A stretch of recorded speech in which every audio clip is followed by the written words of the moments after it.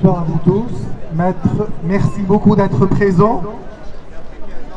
Je constate que vous êtes un peu plus nombreux qu'à Paris. Merci à Bruxelles, merci à tous les Bruxellois, à tous les Belges. Voilà. Merci infiniment. Je ne vais pas vous faire un cours de médecine, ce n'est pas le cas. Je voudrais vous dire deux évidences.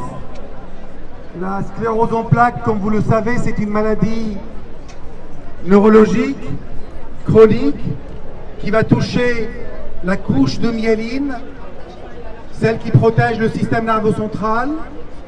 C'est une maladie dégénérative qui est malheureusement d'une évolution très lente. Les gens qui sont atteints de sclérose en plaques, malheureusement, ne peuvent pas guérir. Ils passent par des étapes. Au départ, ils savent marcher. Après, ils vont commencer à avoir quelques difficultés pour marcher.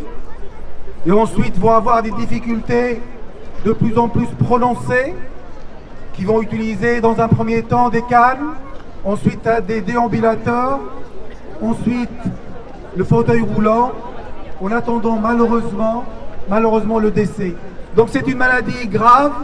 Le système nerveux central, c'est un système nerveux noble. C'est comme le cœur, comme le foie, comme les reins.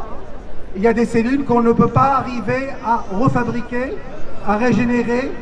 Donc le système nerveux central, par sa couche de myéline qui est attaquée, elle est attaquée pour toujours.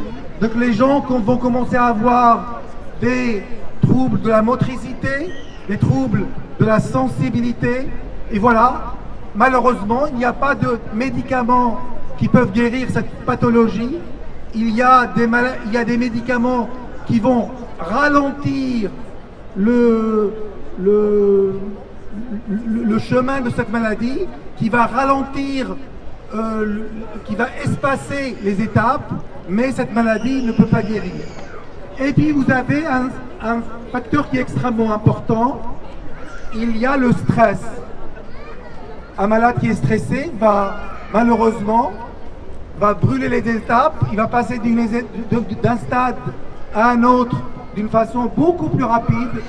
Donc un malade de sclérose en plaques, il faut le bichonner, il faut le soigner, il faut le traiter correctement, il faut lui donner espoir, il faut l'aider toujours à rester actif, parce que c'est comme ça qu'on arrive à retarder cette pathologie.